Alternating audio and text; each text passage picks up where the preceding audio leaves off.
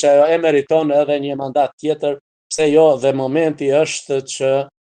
përkrahet nga deputet dhe jo të ndodhe kundërta, pa marrë parasysh faktin se çfarëdo kandidati tjetër konsensual, kushtimisht siç mund të kërkohet nga opozita, nuk do të mund të, me gjithë respektin ndaj kujt do qoftë për të rëndësisë historike ose aktuale, politike ose jo politike,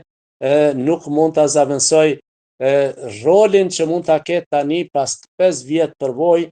dhe të dëshmimit të saj të suksesshëm në afirmimin e Kosovës, sikur se zonja Osmani. Prandaj mendoj se gjithsesi do të ishte të mirën e Kosovës dhe jo ndëmin askujt, asnjë subjekti politik, që ajo ta merrte edhe një mandat tjetër. Sa i takon zonjës Osmani, përkatësisht rrjedhës së saj potenciale për shkakun se ajo sapo e ka deklaruar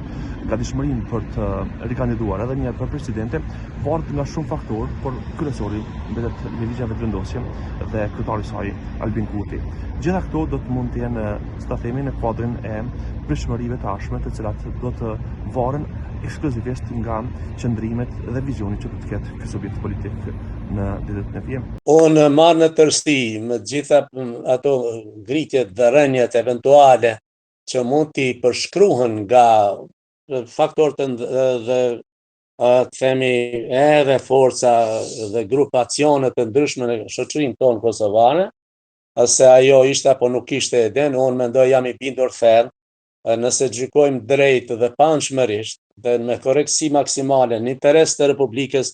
ajo me veprimtarinë e saj ka bërë një afirmim jashtëzakonshëm të Kosovës në çarçe ndërkombëtare. Është personi që jo vetëm në Kosovë, pra krahasuar me liderë të tjerë, krahasuar me kryeministrin deri tanishëm, pra në detyrë,